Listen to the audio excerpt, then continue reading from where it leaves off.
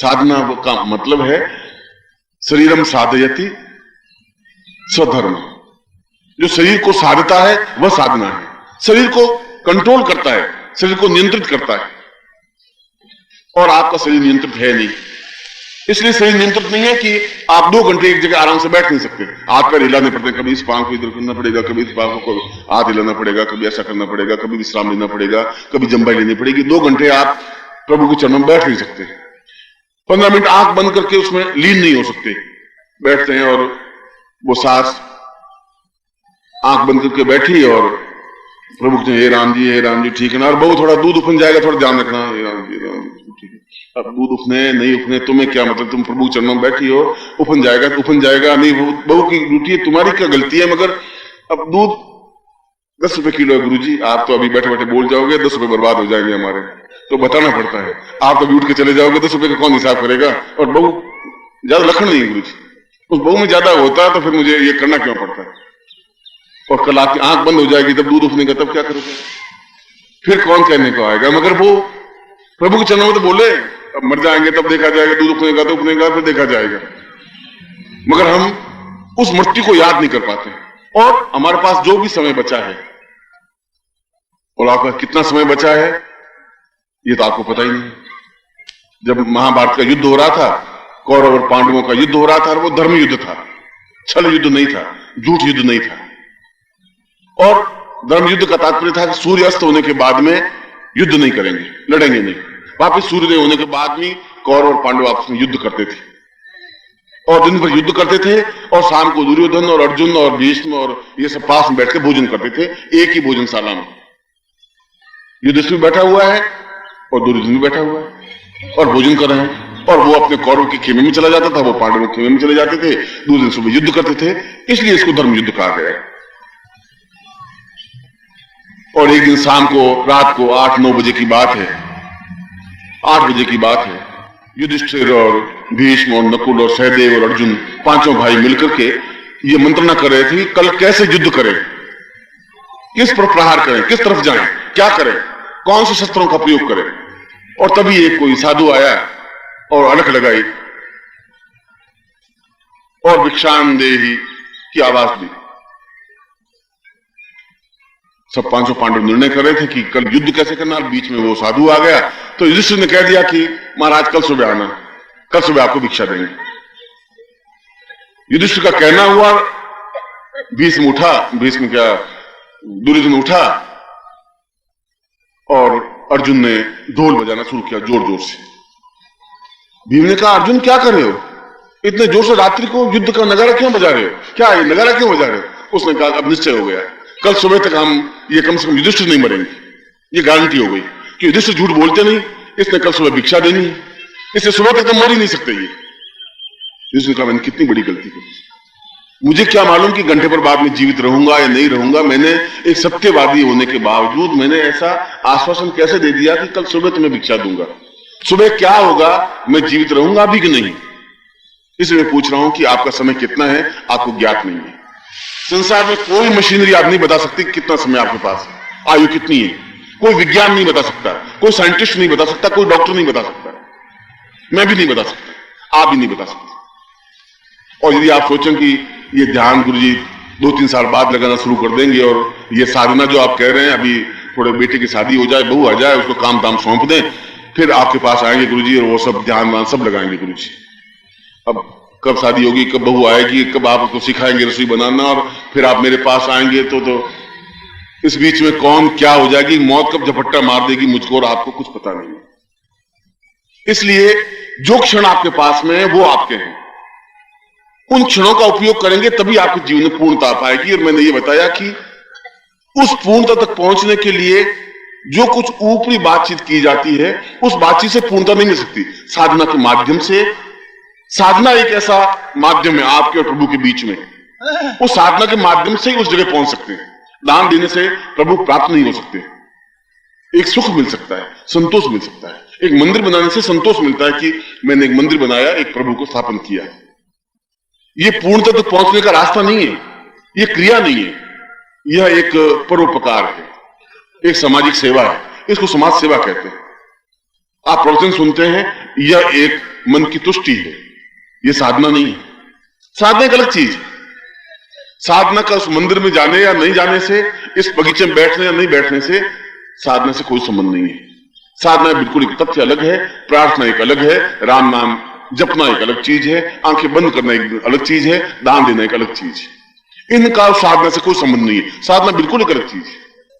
साधना ही एक ऐसा चीज है जिसके माध्यम से आप उस जगह पहुंच सकते हैं जहां परमानंद की प्राप्ति होती है। ब्रह्मानंदम परम सुखदम केवलम ज्ञान मूर्ति द्वंद्वातीतम, जहां कोई द्वंद्व नहीं है, जहां कोई भय नहीं है, जहां मृत्यु का भय नहीं है, जहां मृत्यु झपट्टा मार ही नहीं सकती। आप मर नहीं सकते, ये गारंटी है। 1000 साल तक भी मर नहीं सकते, क्योंकि राम अगर नहीं मरे तो आप भी नहीं मर सकते, कृष्ण नहीं मरे तो आप भी नहीं मर सकते। यदि गौतम बुद्ध नहीं मर सकते, महावीर स्वामी नहीं मर सके तो आप भी नहीं मर सकते। क्यों नहीं? राम का नाम तो आपको ज्ञात है कि एक रामचंद्र जी थे, दशरथ जी के पुत्र थे, इतना तो आपको भी ज्ञात है।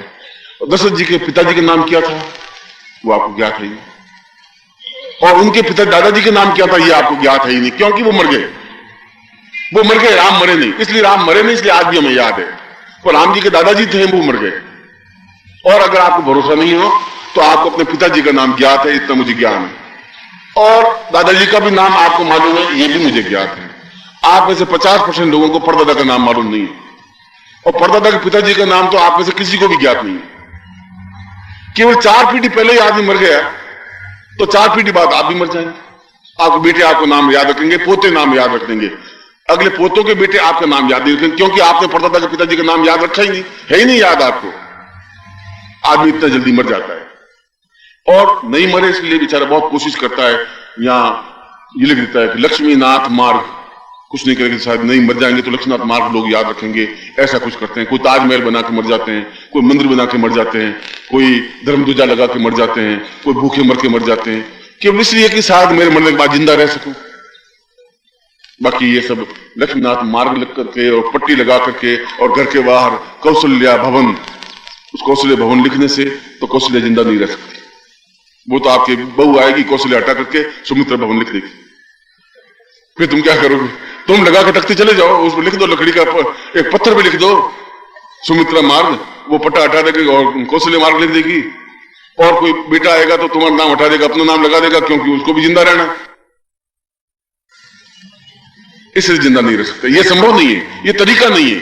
ये हम अपने आप को एक छल डाल रहे हैं कि शायद इससे जिंदा रह जाए, इसे जिंदा नहीं रह सकते। राम जी ने कोई पट्टा नहीं लगाया था, कृष्ण ने कोई ऐसा बोर्ड नहीं लगाया था कि ये बोर्ड लगाने से जिंदा रहेंगे, गौतम बुद्ध ने कोई ऐसा पट्टा नहीं लगाया, ऐसा कोई बोर्ड नहीं लगाया, मगर वे फिर भी जिंदा हैं। आपको और मुझको नाम मालूम है, और संसार के 27-28 देशों में भगवान बुद्ध अपने शिष्यों के बीच जिंदा है, मरे नहीं। शरीर मर गया है पर व्यक्ति जिंदा है, और आप भी जिंदा रह सकते हैं, और जिंदा रह सकते हैं साधना के माध्यम से। क्योंकि राम ने अगर 13 साल तक जंगल में रह करके उन योगियों सन्यासियों के बीच में साधना सीखी, अगर सांदीपन आश्रम में कृष्ण ने साधना सीखी, अगर भगवान बुद्ध उस साधना के माध्यम से जीवित रह सके, मंदिर में जाना चाहिए, दान देना चाहिए, गरीबों की सेवा करनी चाहिए, कथा सुननी चाहिए, प्रवचन करना चाहिए, प्रवचन सुनना चाहिए, पैसा कमाना चाहिए, ये सब कुछ जरूरी है गृहस्थ के लिए, मगर इसके माध्यम से आप जीवित नहीं रह सकते, इसके माध्यम से आनंद प्राप्त नहीं कर सकते, इसके माध्यम से पूर्णता प्राप्त नहीं कर सकते, और पूर्णता नहीं है तो जीवन में श्रेष्ठता नहीं है। और साधना एक अलग चीज है, उपदेश एक अलग चीज है, राम नाम का मंत्र जाप अलग चीज है। हिटलर का नाम सुना होगा, एक बहुत खतरनाक राजा हो चुका, लाखों लोगों को कत्ल करवा चुका था। उसने प्रयोग किया, उसने अपने देश के 5 मौलवियों को और 5 पंडितों को बुलाया और पूछा कि भगवान कैसे होते हैं, तुम्हारे खुदा कैसे होते हैं? खुदा कैसे होते हैं, ईश्वर कैसे होते हैं, ये तुम्हें क्या हिटलर तुम्हें कैसे बताएं? हिटलर वो राम के रूप में भी होते हैं, धनुष बाण लिए होते हैं, बांसुरी लिए हुए भी होते हैं, उनके अलग अलग रूप हैं। उसका नहीं, खुदा तो वो भगवान तो एक ही होगा, 50 तरह के थोड़ी होते हैं, तो कपड़े अलग अलग पहने हुए हैं। आप ये बताइए कि खुदा कैसा होता है, ईश्वर कैसा होता है? उनका हम आपको समझा चुके हैं भाई, अलग अलग होते हैं, मुरली लिए हुए भी हो सकते हैं भगवान, और धनुष बाण लिए हुए भी हो सकते हैं, और भी कई रूप में हो सकते हैं, नटवर नागर भी हो सकते हैं, और दुर्गा भवानी जगदम्बा भी हो सकती है, हाथ में तलवार लिए हुए, अष्टभुजा वाली भी हो सकती है। ऐसा तो नहीं होता। मुझे आप सब मिलकर के ये बताइए कि राम कैसे होते हैं या ईश्वर कैसा होता है। ईश्वर क्या है, वो कैसा होता है? एक ही तो होता होगा, ब्रह्म तो एक है ना। और तुम नहीं समझा सके तो उसको कैद में डाल दिया, उन 5 मॉडल को और 5 पंडितों को कैद में डाल दिया। केवल पीने के लिए पानी दिया गया, आटा खाना दिया ही नहीं। एक दिन बीत गया तो मौलवियों ने खुदा से इबादत की, एकदम से घुटने टेक करके या खुदा अल्लाह अल्लाह ये सब किया, उन्होंने राम राम राम राम कृष्ण कृष्ण किया। वो दिन तो बीत गए, अब सुबह खाना आया ही नहीं। क्या हुआ, शाम को ये ड्रेस वाला बहुत बदमाश है, खाना ही नहीं दिया। दूसरे दिन और सुबह हुआ, सुबह होने के बाद फिर भी नमाज पढ़ी, उन्होंने खुदा से भगवान से इबादत की। शाम हो गई, उस दिन भी दूसरे शाम होते ही वो 5 बार नमाज पढ़ना भूल गए, 2 बार नमाज पढ़ना शुरू किया। और खाना तो आना चाहिए, बिना खाने के कैसे चलेगा? ये कोई तरीका हुआ? हमने कोई पाप किया था सर, कोई गालियां दी हिटलर को? ये कोई तरीका है? उसने फिर पानी पिला दिया, पानी भिजवा दिया उस कैद में, रोस्ट नहीं वगैरह कुछ नहीं। 30 दिन हो गए। अब वो सीखने लगे कि पहले खाना दीजिए, बाकी सब बात बाद में। ये तुम क्या कर रहे हो, मुझे कैद क्यों कर रखा है, हम लोगों को क्यों कैद किया? वो 5 नमाज तो भूल गए बेचारे। अब रोटी करने लगे, इधर वो भी राम कृष्ण सब भूल गए।